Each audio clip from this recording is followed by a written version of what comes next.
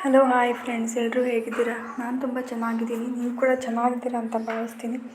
So ಇವತ್ತು ಮಂಗಳವಾರ ಆಗಿರೋದ್ರಿಂದ ನಾನು ಬೆಳಗ್ಗೆ ಬೇಗನೆ ಎದ್ದಿದ್ದೆ.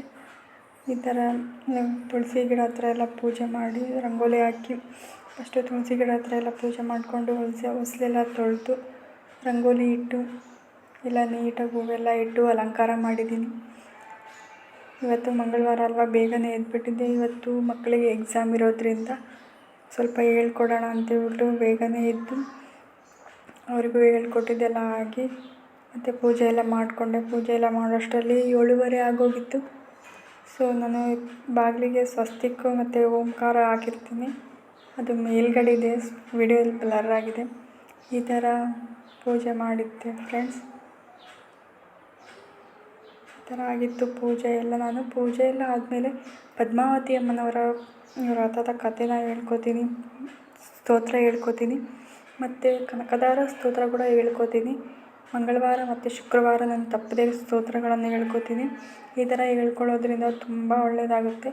ಮತ್ತು ಶುಕ್ರವಾರ ನಾನು ಪದ್ಮಾವತಿ ಅಮ್ಮನವರ ಕುಂಕುಮಾರ್ಚನೆ ಕೂಡ ಮಾಡ್ಕೊಂಡಿರ್ತೀನಿ.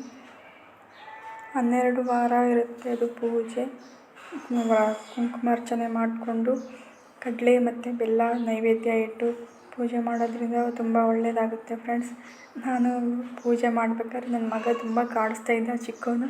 ಹಾಗಾಗಿ ನಾನು ಫೋನ್ ಕೊಟ್ಬಿಟ್ಟು ವೀಡಿಯೋ ಹೋಗು ಅಂತೇಳ್ಬಿಟ್ಟು ಕೊಟ್ಟಿದ್ದೆ. ಈ ಥರ ಎಲ್ಲ ವೀಡಿಯೋ ಮಾಡಿ ಫೋಟೋಸ್ ತೆಗೆದಿದ್ದಾನೆ.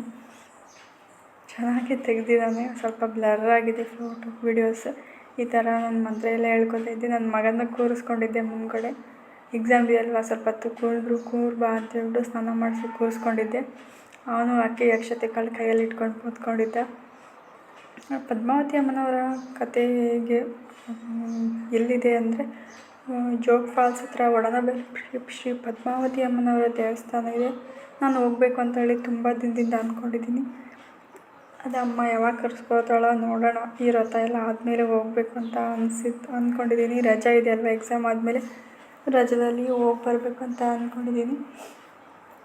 ಮತ್ತು ಕನಕದಾರ ಸ್ತೋತ್ರ ಬಗ್ಗೆ ಹೇಳ್ಬೇಕಂದ್ರೆ, ನಾನು ಶುಕ್ರವಾರ ಕಾಯಿನ್ಸ್ ಹಾಕಿ ಶ್ರೀಮತ್ ಲಕ್ಷ್ಮೀ ವಿಗ್ರಹ ಮತ್ತು ವೆಂಕಟೇಶ್ವರ ಸ್ವಾಮಿ ವಿಗ್ರಹನ ಇಟ್ಬಿಟ್ಟು ಅದ್ರ ಮುಂದೆಗಡೆ ₹1 ಕಾಯಿನ್ಸ್, ₹2 ಕಾಯಿನ್ಸ್ ಹಾಕ್ಬಿಟ್ಟು ಕನಕದಾರ ಸ್ತೋತ್ರನ ಹೇಳ್ಕೊತಾ ₹1 ಹಾಕ್ತಾ ಬರ್ತಾ ಇರ್ತೀನಿ.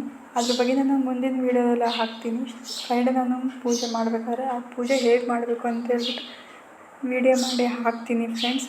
ಅದು ಕನಕದಾರ ಸ್ತೋತ್ರ ಹೇಗೆ ಯಾರು ಬರೆದಿದ್ದು ಅಂದರೆ, ಶಂಕರಾಚಾರ್ಯರು ಭಿಕ್ಷಾಟನೆಗೆ ಬಂದಾಗ ಒಬ್ಬ ವೃದ್ಧೆ ತನ್ನ ಮನೆಯಲ್ಲೇ ಇದ್ದ ಬಡತನದಲ್ಲಿದ್ದರೂ ಕೂಡ ಒಂದು ಒಣಗಿದ ನಲ್ಲಿಕಾಯಿಯನ್ನು ಶ್ರೀ ಶಂಕರಾಚಾರ್ಯರಿಗೆ ಹಾಕಿದಾಗ ಅವರು ಶ್ರೀ ಮಹಾಲಕ್ಷ್ಮಿಯನ್ನೇ ಧರೆಗಿಳಿಸಿ ಆ ವೃದ್ಧೆಯ ಮನೆಯ ತುಂಬ ಚಿನ್ನದ ಸುರಿಮಳೆನೇ ಸುರಿದಿದ್ದರು. ಅದನ್ನೇ ಶಂಕರಾಚಾರ್ಯರು ರಚಿಸಿದ ಕನಕದಾರ ಸ್ತೋತ್ರ ಎಂದು ಹೆಸರಾಯಿತು. ಈ ಶಂಕರಾಚಾರ್ಯರು ಬರೆದಂಥ ಶ್ರೀ ಕನಕದಾರ ಸ್ತೋತ್ರವನ್ನು ಯಾರೆಲ್ಲ ಪಠಿಸಿದ್ದಾರೋ ಅವರ ಮನೆಯಲ್ಲಿ ಐಶ್ವರ್ಯ, ಅಂತಸ್ತು, ಆರೋಗ್ಯ, ಭಾಗ್ಯ ಎಲ್ಲ ಕರುಣಿಸಿದವರು ಅನ್ನೋಂಥ ನಂಬಿಕೆ ಕೂಡ ಇದೆ. ಆದ್ದರಿಂದ ನಾನು ಮಾಡ್ತಾಯಿದ್ದೀನಿ. ಸೊ ಇದಾಗಿತ್ತು ಫ್ರೆಂಡ್ಸ್ ಇವತ್ತಿನ ಲಾಗ್. ಬಾಯ್.